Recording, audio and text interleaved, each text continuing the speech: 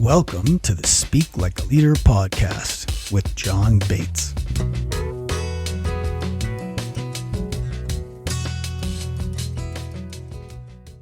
Welcome to the show. With me today is Becky Schmooke, who is an author, a keynote speaker, a leadership consultant, and her book is called Choose the Handle That Holds: A Guide to Living, Leading, and Owning the Moments That Matter. And one of the things that I really liked about what she has to say is that leadership is not something that is reserved for, like, the rich and powerful. Like she says, leadership is a choice. So, Becky, welcome to the show. And maybe we can start by unpacking what you mean with that, and then we'll go where we go. Awesome. Thank you, John. I'm excited for this. Yes. So, my kind of tagline I use is, leadership is not a job title, it's a lifestyle. And Yeah. I think we really need to work on redefining it. And we've gotten it wrong. And there's consequences to getting it wrong. And I think we're seeing it play out daily. Every time you see somebody who you're like, well, gosh, that's not what you said you're going to do. That's a failure in leadership. Yeah. And that happens pretty often on all levels in all industries. Yeah. Yeah. I like to point out to people that whether you realize it or not, you're always leading. Like, no matter where you are in the hierarchy, the people around you are looking to you and you're having an impact on them. And my question isn't, are you a leader or not? My question is only, are you leading people in the direction you mean to be leading them in? Yeah, no, that's a great point. And I think, one kind of big hurdle with this book, honestly, has been trying to get people who normally would not read a leadership book to realize, like, no, this book is for you too. Right. Opening up that audience because, again, we're taught leadership from a young age that it belongs with authority and power. And it Yeah. doesn't. It exists outside of it. And what I would say is, like, I don't believe that there are good or bad leaders. I believe that there are people who use authority and power and call it leadership. And those are Yeah. who we would usually call bad leaders. Uh-huh. But, leadership inspires other people to do better and be better. And that's good. That really Yeah. is. Well, and I think there are plenty of cases that you could find where great leadership ended up conferring authority and power. Yeah. And there's nothing wrong with authority and power. And Yeah, yeah, no. and I think it's tricky though because it's very alluring and very tempting for people to use authority and power in lieu of leadership because leadership is hard. It's just like Yeah. as a parent, it's a lot easier to just tell your kids to do something, because I said so, Yeah. rather than take the time to really, teach them and let them understand the why behind, Yeah. your directive. And in the So short term, it's easier, but long term, we pay the consequence. yeah, exactly. Do you have any stories you could share with us about that like are top of mind right now? I know I'm On the kind of top putting you on the spot, On maybe. top of, like, leadership, like, the The wrong using authority of. and power and, like, like either using it well or not or whatever. Yeah, I mean, I think you could look at just about any day of my life as a mother and say that there's Uh-huh. times where I have used it, wrongly on that, and I I think my favorite story, though, of really kind of flipping it on its head and showing that you don't need that authority and power comes from a time when, I'll just use anytime you see somebody, I love working with athletes, so I'm gonna use those athletes. The athletes on the bench, Yeah. and we don't look at them as leaders in the same way as you look at the captain as a leader. But Mhm. there are so many teams where you can tell that the teammate on the bench, not necessarily the starter, is it the leader of the team. And you Yeah. can see it in the way that they celebrate their teammates. They're their hype person. They're there, when they come off and something's gone wrong, they go to that Yeah. person. And I didn't realize that my youngest daughter was paying attention to that until this last spring. And I wrote about it recently on social media that she decided to do soccer for the first time ever. And she never wanted to do soccer before because she always felt too much pressure of what if she messed up. And I asked Uh-huh. her why she decided to finally go out for soccer. And she's in fourth grade. And she said, Uh-huh. well, mom, she was like, I now know that like I can be the person like on the sidelines. Like that person matters. And she got that by watching the Hawkeye women's basketball team the last couple of years. And one of her favorite Okay. players, she saw, Oh, not always being the starter, but being somebody that she saw that other players looked to and admired, and she wanted to be like that too. yeah. Kind of the hub of the Mhm. team, like that person. And so, yeah, so it's really like looking at it of like, okay, you know, who is the leader? Do you need that power and authority that we give to the best person, right? The best skilled person. And we Yeah. conflate best with being a good leader. Yeah. Yeah. Two different things sometimes. Mhm. Right. So, and I think that another thing that I noticed in what I've seen from you is your focus on vulnerability in leadership and Mhm. authenticity. And, I think that we're on parallel missions in that world. So I'd love to hear a little bit about, what do you tell leaders when they're like, oh, no, no, I can't show any weakness and I can't admit that I, failed anywhere or, I don't want to be vulnerable. Right. First of all, I do think that that word is used a lot, and it's Yeah. not used.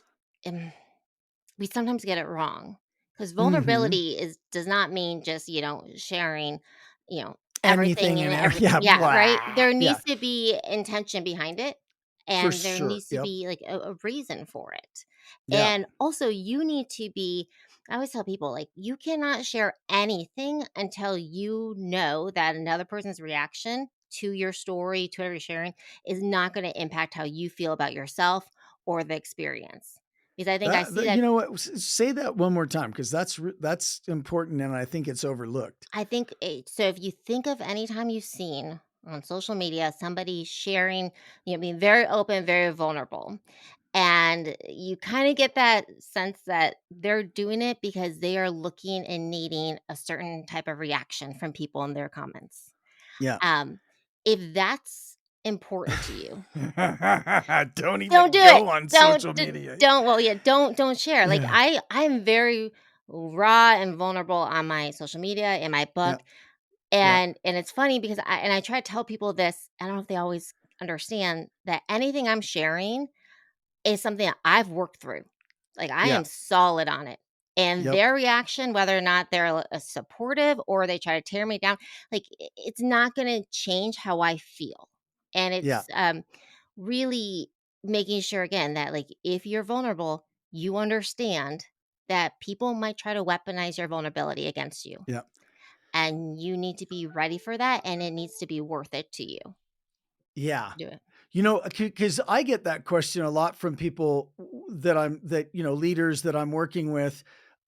They're like, okay, well, John, how do I know what's too much and what's oversharing and I'm like, well, if you haven't worked through it yet, and if you're still in the middle of it, maybe you could share that with people that are very close to you, get somebody to talk, but that's not like for the whole team or something yet, right? You've got to have gotten to the place where you've worked through it. And if it's a big mess, have you been through it enough and worked it out enough that you've got an insight around it, which is where my term that we were talking about earlier came from, insightful vulnerability. If you don't have an insight yet, and if you haven't worked through it enough, and I think what you're saying Yeah. is important to add, right? If you haven't worked through it enough that you're good with however people react to it,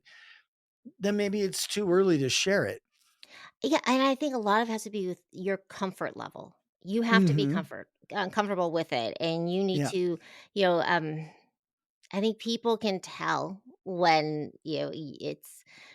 It's just that, and it's I hate to say, like, you know it when you see it, to, quote, the Supreme Court on Yeah. famous pornography, you'll know when you Yeah. see it, but you No, do, yeah. like, I think you think of those times where people are very vulnerable and you don't feel responsible for their vulnerability, for their Yeah. story, and so making Yes. sure that the other people you're being vulnerable, that, you're not putting it on them at Yeah, all. exactly. But I do, and I'm gonna sound like I'm contradicting myself a little bit, but a time when I was not doing the right thing with my business with vulnerability, like, there was a time, about 7 years of a time Uh-huh. of not doing it the right way, Short which little was time, yeah. just a short little time, because I was running my first business called Becky's Mindful Kitchen, and I was doing it while still being very, active in, there's a constant battle, but with a severe eating disorder with bulimia. And I felt Uh-huh. like such a hypocrite the entire those 7 years. I'm like, here I am teaching Uh-huh. people how to, like, eat and cook, mindfully and all this, and then, not living that in my own life. Yeah. COVID hits and I start doing a lot more writing about mindfulness on social media, and that's growing, and I'm talking to people about vulnerability and writing about it. And at the time, so when COVID hit, I decided, like, I've got to kick this Yeah. stupid eating disorder. I got to do it. Yeah. So I was like, what better time than to do it right now? And so I was about 6 months into my recovery when I finally hit this point where I'm like, I cannot continue to advise people to be vulnerable if I'm not doing it myself. Yeah. You And need to walk your so talk. yep. And so and it was also something, John, where I was like, "You know what? I want to be vulnerable and share my story before I get to that summit." Because I think a mistake we do make often is we wait to be vulnerable until we can talk about something in the past tense. Yeah. And we still give ourselves that distance. Yeah. Like, that was me. Like, I did do Yeah. that. But so I Yes. wanted to share when I was still, when I was still on the path and not at that Yeah. summit, because I think it's really hard for people to hear us when we speak from all the way at the top. Yeah. And we still can create that distance. So I shared when I was about 6 months in on social media, just letting people know, here's where I'm at. Now I was at the Yeah. point though where I felt confident and comfortable with my Yeah. decision. I knew Yeah. that my recovery was not dependent on anybody's reaction. Yeah. Good. But I did wanted to do it where it was still present tense, you Yeah. know, in how I spoke Yeah, about it. that's an interesting distinction. I think that's a very interesting distinction. Mhm.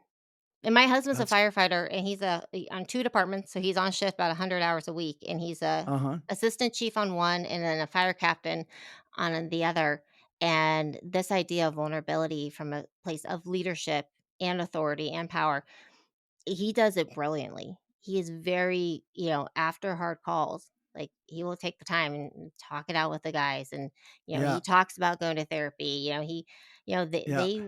he makes it, his mission to break apart those, stereotypes and the Yeah. around, what it means to be a strong leader, Yeah. not vulnerable. Right.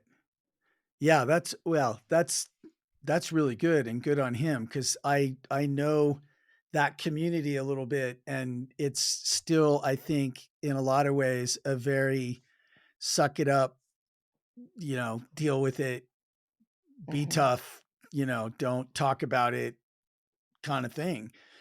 And in fact, I work with an organization called warriorside.org, and we work with first responders and special operations guy, skew very heavily into Navy SEALs. We support them in telling their stories in a way that empowers them, because the founder, Diego Ugalde, realized that there were a lot of people out there telling their stories, often on big stages for a lot of money in front of people. But every time they told their story, because of the way they were couching it, they were just drinking more poison every time. mm, mhm, And I think, and he thinks, and probably you would agree, that storytelling can be a really powerful vehicle for working through super traumatic events, but it's got to be consciously done. And you know, it can also be just a horrible way to re-inflict that stuff, you Yeah, know?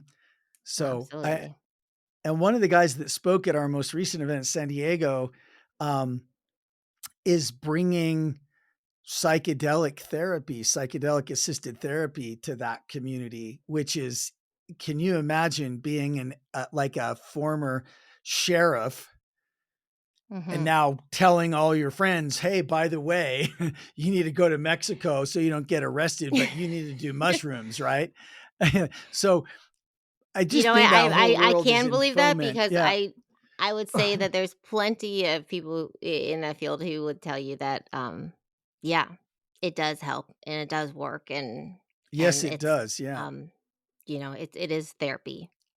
Yeah. Yeah, Yeah, it is. It is. yeah. So, but I think that's great, that your husband practices that vulnerability, because I think that when it's done well and responsibly and mindfully, it's just like that's that's humanity. That's how we get through these difficult things together, you know? And I think about the greatest leaders that I've known and the ones that I would follow into anything. Mhm. And the vast majority of them were really open with me about the things that they failed at and what they learned at and how stupid they felt and the lesson they learned. And, that's that's just how we all learn.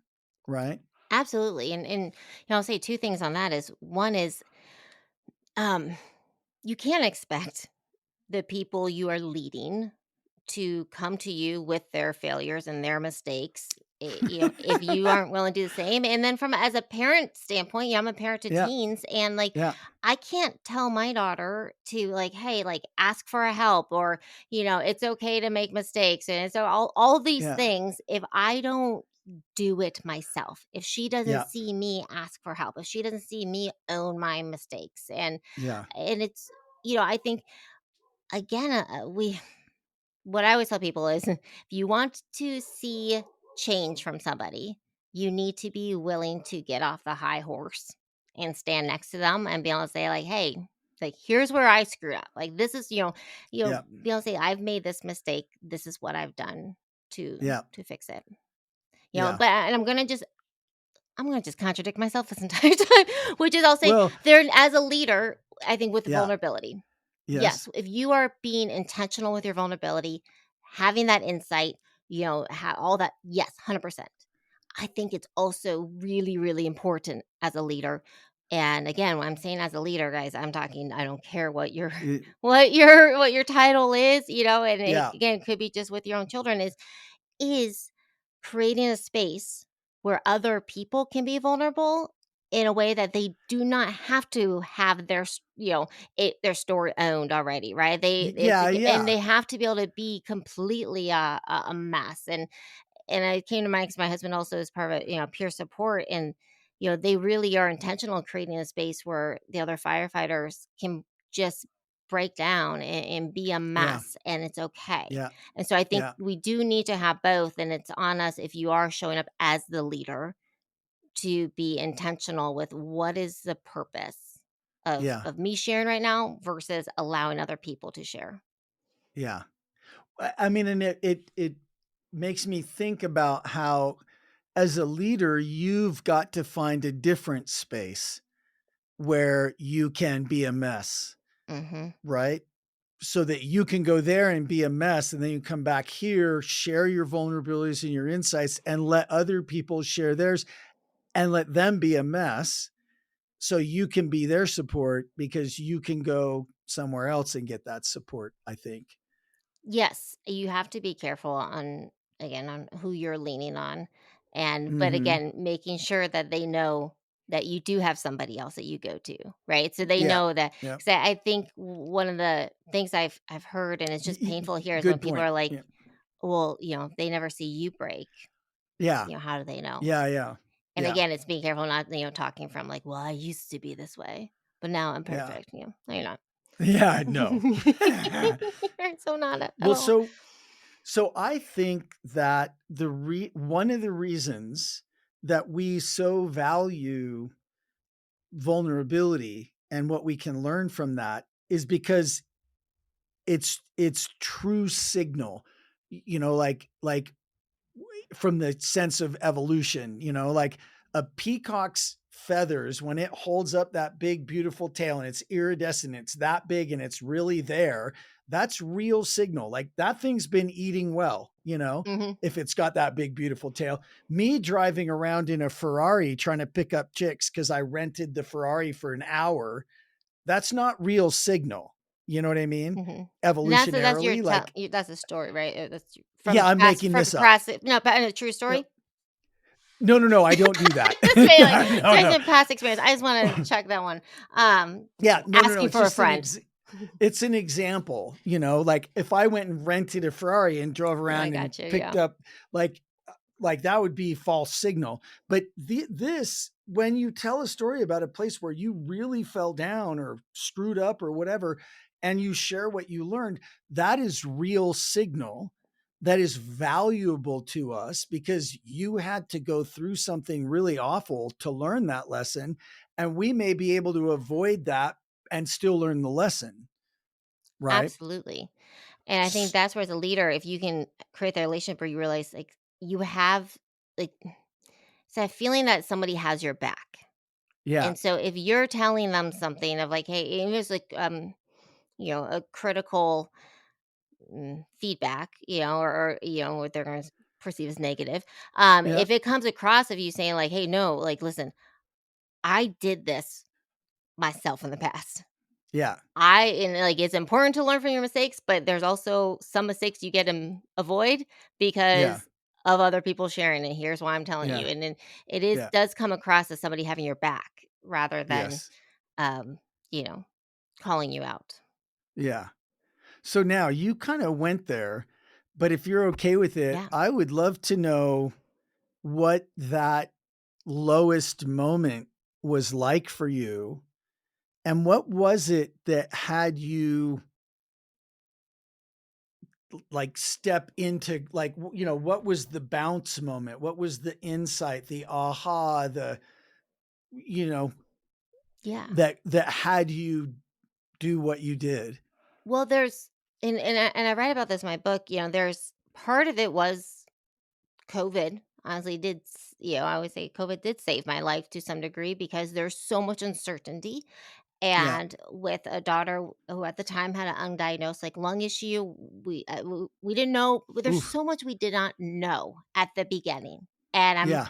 Oh, of always course. someone I'll get on the soapbox or remind people like, listen, it is fantastic to look back on things and with the hindsight, but don't you Yeah. dare, like, come down on yourself for decisions made that, again, were made on what you knew at the time. So and then with my Yes. husband being on the front lines on 2 different departments, there's just a lot of potential fear, and I, really looked at, Yeah. what can I control?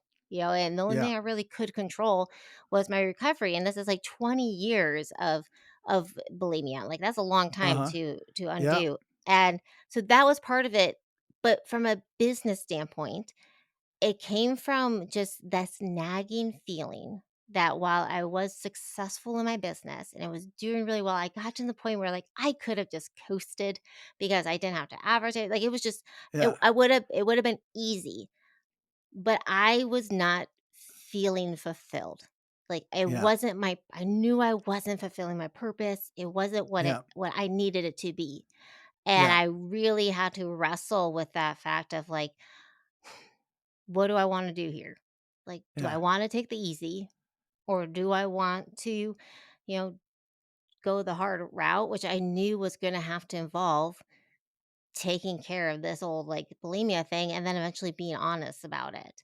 Yeah. And I knew that I just didn't I could not handle the thought, John, of living a life that wasn't purpose filled. I just couldn't do it. Yeah. I knew I'd be miserable. And also anybody who knows me knows pretty sure that like if you say like, hey Becky, here's a paved path you can take, or here's a machete, you can like hack your own. Yeah. I'll take the machete every day. It's Yeah. not the best quality always, but that's just who I am. So Yeah. Well, so that's cool. And like, take me into that some more. Like, what do you think? Because you had been doing that for a while, Mhm. right? It's not like you did that for a few minutes and realized you were unfulfilled. Yeah. What was the thing? It's interesting because it's complex, like most Yeah, things. It's of life, right? course. Yeah, sure. But it's, the I think the cool thing that came out of it is this, is I discovered that despite, I spent 20 years reading books on recovery and purpose and all this stuff, right? Uh-huh. And was very frustrated because I was like, I felt like I had all these tools, but I didn't have a key to the toolbox, right? I'm like, I Yeah, can't, like, I read this, I'm like, this is great, how to put this in practice. And I just yeah, felt so helpless yeah, going through so many, like, just programs and doing everything. And I mean, my parents, when I was younger, they provided me so many opportunities to get better, and I just nothing worked. And then discovering that it was always within my control. Like, I was yeah, the only person standing in my own way, yeah, and really recognizing that, it was and then this is where the book kinda title comes from, this idea of yeah, 2 handles. And so, yeah. uh, Stoic philosophy is my area of expertise, and, Sorry about that. you're fine. There we go. This That's is my like wife. That's why it came through my do not disturb.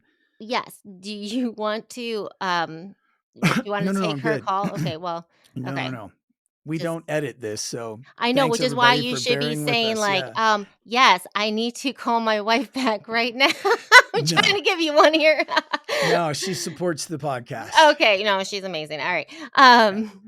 She'll text if it's really bad. If she calls back again, I'm gonna make you answer. Yeah. All right. So what I realized, so Stoicism, there's this quote by one of the Stoics, Epictetus, where he says, "Every situation in life has two handles, one by Yeah. which it can be carried and one by which it cannot."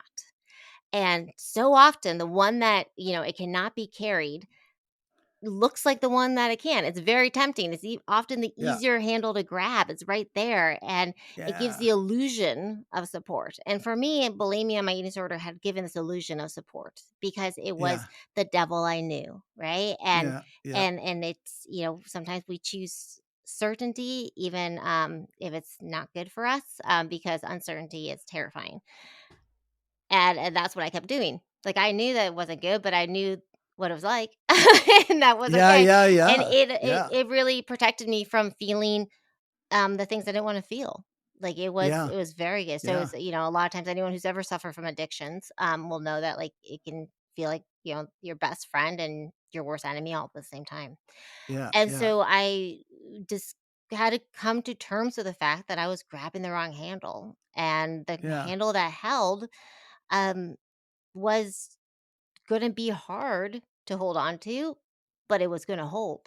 Yeah. And so, once I kind of made that mental shift and chose to grab the other handle, that's when I discovered, like, oh, there's a whole nother world out here. But from that, and I'll wrap up on this real quick, is I was white knuckling it at the beginning, Yeah. and Mhm. that's not a good recipe for It's not success. sustainable. Yeah. No, it's not. You can only, Yeah. and listen, I got pretty strong grips. I do jujitsu. I got grips, Yeah. but you can only hold on for so long. And so Yeah. from that is where I kind of, like, again, just like organically through trial and error, developed the process I call STOA for, like, goal setting, strategic planning, and debriefing, all wrapped up Yeah. into one. Because I discovered how important it was, during that recovery, to debrief every day Yeah. to figure out, like, what worked and what didn't and make those Yeah. changes. And once I had that plan, that helped. Uh-huh. So, That's cool. That's cool. And so I mean, everything from stoicism to your framework, like unpack a little more of that for me. Like tell me okay, how well, here, that you all got a trip goes coming up, together. right?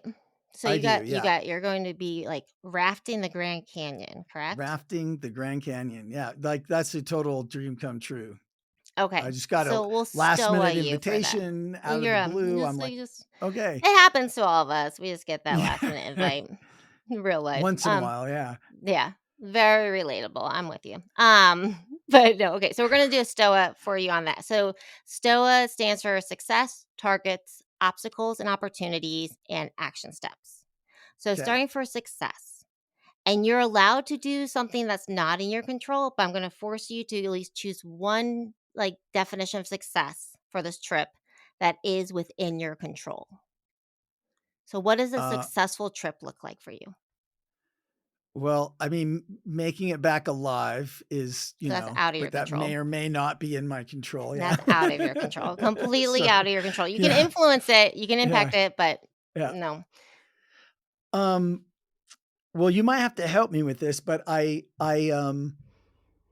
mean, one thing that I'm really looking forward to is, just making sure that I do the hikes and that I see the stuff and that I don't let the fact that, like, maybe I'm tired or whatever keep me from, like, going all out on taking advantage of, like, where I am. So, so like doing all the hikes, right? Not in your Uh, control. You could yeah. end up with a broken leg. Okay. Yeah. Okay. Okay. Okay. But Okay. Uh-huh. what you said at the end is, right? Which is like, N it's to not take it for granted every single, Yeah. like, the moment you have, So right? To just to be appreciate it. super present and not take it for Okay, so to be granted. present. Yeah. Alright, Yeah. that's in your control. Um, Okay. alright, um, yes, that's good. Make a joke unless that you're on, the psychedelics, but you know what? If you were, Yeah. you Yeah. actually would be Yeah. even more present and in Yeah, right, in the probably. Yeah. moment, so never This mind. is a this Yeah. is a different group Yeah, than that's a different group on that one. Okay, so we got success, and we'll Uh-huh. just do the one that's in your control. So targets. So Mhm. targets would be we're gonna get a little more specific. So like what do you 'Kay. need to do? What needs to happen for you to stay present and in the moment? What are some things that need to happen? Um, um, like, I guess it could be things like one thing that comes to mind is just being open to listening to to the other people and, like, actually taking the time and effort to go out of my way to, like, connect with everybody on the trip because I know that, like, sometimes I go on those things and, like or things like that, and Yeah. I'm like, "Oh, dude, I can't deal with it. I don't wanna I just leave me alone." You know? So, I think that a target could be being really present with everybody on the trip, and being open to even the people that may or may not rub me the wrong way or whatever, Yeah. right? So like having conversations and like actually like being in those conversations too, like you said I heard you say Yeah, listen and in the beginning, yeah, like just really, like, yeah, hearing people and, like, not just, like, looking for your escape, having, yeah, um exactly. and beginning is it being curious? Is curiosity a That's a target? great Like, one. Curiosity would be a good one, like being genuinely interested and curious in who they are and, you know yeah. How many people are on this trip again? so I have no idea. I think but Okay. it's probably like, I don't know, 15 or 20 maybe. Okay. That's a lot of people. So What's one other target? Are you somebody who meditates? Do you journal? Is there anything else that you do that kinda keeps you okay, so grounded? yeah, no, I would love to make sure that I meditate every day on this trip. Like, what a great opportunity it is, Yeah. you know? Yeah, it'd be so Like, I great. can't say, "Oh, no, I have a meeting." You can't say that. Okay. So in the for the sake of time and for the listeners, we're gonna just Yep. stick with two. All right. So next step Okay. is gonna be obstacles and opportunities. So what we do there is identify what's an obstacle that could get in the way of you achieving one of those targets and what opportunity does that obstacle present. So what's something that would get in the way of you, staying curious about other people, having those conversations, Yeah. even with those that drive you bonkers. Yeah, I mean, I could just say I'm tired. I could say, I don't wanna interact right now, So an obstacle is you being know? tired, right? Yeah. And that making you like shorter on patience. Is that Yeah. like being tired, more irritable? Would be Yeah. that. Okay, what's an Mhm. opportunity? Um, like, related to that or Yeah. So what opportunity does that? yeah. So what's the solution to that? So, yeah, I mean, the opportunity is to say, am I more tired than I am curious, and maybe lean towards curious instead. Yeah. Taking and also, like, if you're tired, look at, do I need to be going to bed earlier, right? Yeah, Do I need to yeah, go take a nap? Like, do I need to go do yeah. something, it's to address Okay, that. Could be that. Also, okay. to your point, checking, like, are you though tired? Like, Yeah, is that yeah, excuse, yeah, like, yeah, so it does yeah, give you an opportunity to fact check, and then if it's true, only because, like, you don't wanna be tired and make a yeah, dumb decision, end up, off the yeah, raft and in the water. yeah. Um, yeah, Okay, that's take care of good. that. So check Alright. in. Yeah. Am I really tired? And if Mhm, I am really tired, maybe I could go to bed earlier mhm. tonight, right? There you go. The other, is there an obstacle that's gonna get in the way of you meditating? I don't feel like it. Oh, I'll do it later. Mhm. Okay, what's the opportunity? um, I think the main opportunity is to do it right, you know, is maybe the opportunity is to figure out when the right time is and just do it at that time every time. Yes. Yep, make it consistent. Yeah, Yeah. a non-negotiable on that. Yeah. Like when So, we all set up our tents, I will you set up my go and tent meditate and while they that's when set I up the meditate. tent. Yeah. When they do the work, Exactly. you go meditate. Yeah. You guys go do set up the tents. I gotta go Well, sit no, for no, a no, bit. no, No, I'm no. just kidding. I think I'm going to be setting up my own tent. Um, I like the so idea of you when doing I it. set it up, yeah, When they okay. do dishes, that's when I'll go Yeah. meditate. I You live gotta with a try that one. firefighter. I get it. That's where all this No. Okay, so last but not least is action steps. So this is where, John, people go wrong with goal setting, with strategic planning. We get all the way through this and then we forget action steps. yeah. And this is the most important part. This is what would Yeah. tell someone, like, if it's in a group setting, who's doing the steps, when are they Yeah. doing it by, those Yeah. details need to happen. Yeah. So an action step will Oh, dude, often address a target or the obstacle. Yeah, go ahead. Sorry, I interrupted. it's the question that I always hate from the people that are way better at this than I am. When I say, "Okay, yeah, I'll do that." And then they're like, "Okay, by when?" And I'm like, "Just shut up. I don't want to talk you right? Yeah. Throwing No, me this is how we accountable. get out of it, right? Yeah. Mhm. Okay, so, as far as, what is an action step you need to take in order to achieve those targets? Is there anything you need to do ahead of I think time or when you're there?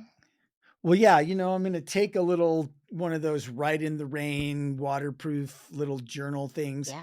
I think I could write my goals, I could write these things in that so that when I get there on Saturday night or Sunday, um, I will be able to remember what I even said. And Yeah. then I think it becomes pretty easy. Yeah, that does sound good. But so when are you going to, when did you say you're gonna get those written? By when? I Nah. will do that. I will do that like when we're done with this and I start packing, that will be the first thing I do. Okay. And you know what? So, I will email you, and it can be if any of your listeners wanted to, a PDF that has a really uh, good, like, journal prompt of how to structure it on that. you know what? Yeah, so I would love to do that. And maybe I know that your website, which we maybe should have said before, but it'll be in the show notes, is Becky Smoke. Mhm. And people can either write it Beckysmoke, or they can actually spell your name correctly, which is Beckysmoke, Mhm. which is not pronounced Schmooky. Nope. It's beckysmoke.com. It is. And then, maybe is it easy for you to create a page there or something? Well, there's just they just contact me, just send me an email through that, just say, "Hey, heard you Okay. on John's, on the podcast," and then I will reply back with that PDF and everything like that. And then here's the thing, and I know we're at time, and you got And a kiddo you gotta tend to. what's that PDF called? It's the It's a STOA, so just say STOA. or Yep. just say, "Just send me that thing," and then I'll know what Yeah. you're talking about. I'm good at Okay, that. cool. But I was say because it's STOA, here's the brilliance to it, and this is 30 seconds, I promise, is No, you've done the we're hard work. fine. Once you've gone through and you've done it on the front end, you've created your STOA, then the debriefing is easy because all you do then is go back through and say, "Did I achieve my success? Yes or Uh-huh. no?" Did I have the right success? Like, it might be like, "Yeah, no, I discovered, like, I defined it wrong," right? Yeah. "Did I achieve my targets? Yes or no? Why what happened?" Going Yeah. through the obstacles, which ones came up? What opportunities presented themselves? And then the action steps, not only is it, "Did I do them?" But then you end with, because this is a tool to constantly refine, right? Success is Yeah. not permanent. So what do I need to do moving forward? What do I need to do differently? You know, and Mhm. and it's a never ending process because now you've in your debrief, you've also created a new STOA to then debrief on next, right? And so it's just Yeah. it never ends. Like Yeah. that's the lesson. You'll never It it never never ends. ends. It Yeah. is. It is Till the it process does. never ends because Yeah. the moment you decide that you've done it, like, "I'm successful, I'm good." Yeah. That's the moment you've lost because it's not permanent. It isn't. Yeah. Yeah. Yeah. Yeah. That's I mean, that's a fairly stoic realization, isn't it? Yeah, you'll never be a sage. That's why I love stoicism. They tell you, like, "You'll Yeah. never get there. You're human. You're a flawed Yeah. human being. Yeah, yeah, yeah. Don't try to be a sage because you won't get there. Just try to, like, constantly be your best self, do better, Yeah. learn, do the hard Yeah. things." Yeah. Yeah. So now tell me how because, oh, bulimia, right? Mhm. That's a hard thing to just get over. Oh, Like, yeah, it's that can be really difficult, and you implemented this mhm. during the pandemic days Right. because you realized that how you were doing it was The just white not knuckling, yeah. fulfilling, and Yeah. all of a sudden, it got to be too much to keep doing it. Mhm. So it sounds like it's a victory in, a day by day, debrief by stoa victory. Yes, it is, and but it becomes the great thing about any good habit, well, or a good system, is it does become a habit. And There the you good go. thing, what I love about Stoa is, and I'm giving my husband a lot of airtime. Part of it is I Yeah. do feel really guilty about having given him the wrong time. That he just brought my daughter to a doctor's appointment, guys, and it was the wrong day, and he left work for it. So I'm feeling very appreciative of all he does. But he takes his crew through Stoa on their way to a call. And so this Uh-huh. process that we just did can be done in, 2 to 3 minutes in a high intensity, high stakes situation. He'll run the crew Yeah. through a STOA, as they're driving to a fire and they're driving to a medical call. They'll do it. Yeah. And then it's Yeah. also something that can be done. I do take companies through it for a full day, Yeah. strategic planning. I Yeah. do it before I go to Costco. And the debrief is brutal because I tell you, I never am successful at No, following yeah, the no. Costco You can't STOA. just It's get a what you really went for, right? nope, nope. So but you know what? The debrief, you learn a lot. You have to practice that vulnerability and being honest with yourself about where you failed Yeah. at Costco. And that's what I like about it. It really fits every situation. It can be done in the moment. You're walking into a meeting, and because it becomes Mhm. a habit, becomes how you think and see the world.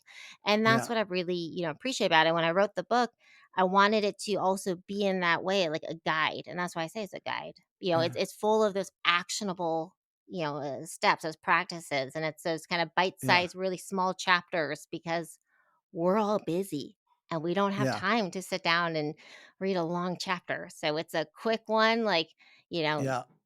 got that 5 minutes before you're going to fall asleep, you can get through a chapter. And it's Yeah. ways to just implement it right away. Different Yeah. And exercises. and I'm telling you, it's a way better use of your time before you go to sleep right there than like X or Facebook or right? Right. Yeah, I know. It's a You could do a good stow reminder. on that one too. It's Um, Yep, you are so right there, and that's where we all have to own, like, things that we say, like, it's the right thing to do, but we tell our kids not to do it, but are we doing it? yeah. We tell them Yeah, to yeah. read, but are we reading? Yeah.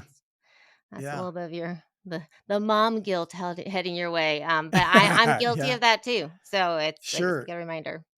Yeah. But it is nice to have like it, you know, it's nice to have kids around to kind of like use that as a self-checking mechanism, right? Am I being who I want them to see me being? Absolutely. And again, I still run summer camps for kids because I love teaching kids leadership. And Yeah. I go from last year, I went from running one of my summer camps where we had a goat give birth during camp because we breed goats. Wow. I'm delivering baby goats and have 20 kids, teaching leadership skills too, and That's goat awesome. birthing skills too. And then 2 hours later, I was on the plane to, go up to Minnesota to work with the, Minnesota Vikings rookie class, Yeah. on this topic right here on leadership. And Yeah. it's the same lessons I'm teaching, Yeah. kids, and adults and, everyone in between. And I'm very obviously passionate and excited Yeah. to redefine leadership and Yeah. challenge people to think about it differently. Yeah. Good. Well, listen, I'm your brother on that path. Awesome. I support you and I wish you really, really very well in all your endeavors of that because I think it's important and I think what you bring makes a difference. And I appreciate you joining us and sharing that and going deep with us. And excuse me, thank you for the offer of the STOA PDF.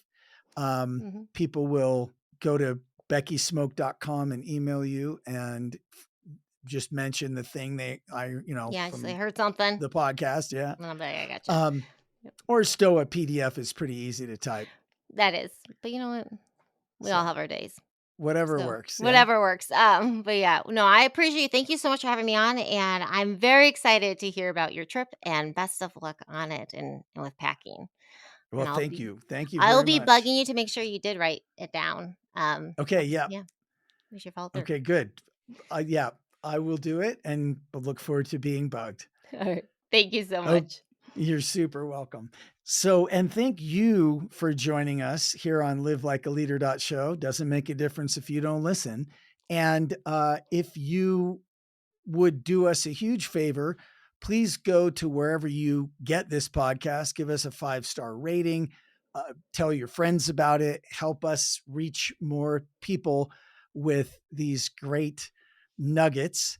And we'll see you, hear you, join you next time on Live Like a Leader Show. Thank you for joining the Speak Like a Leader podcast. Go be awesome.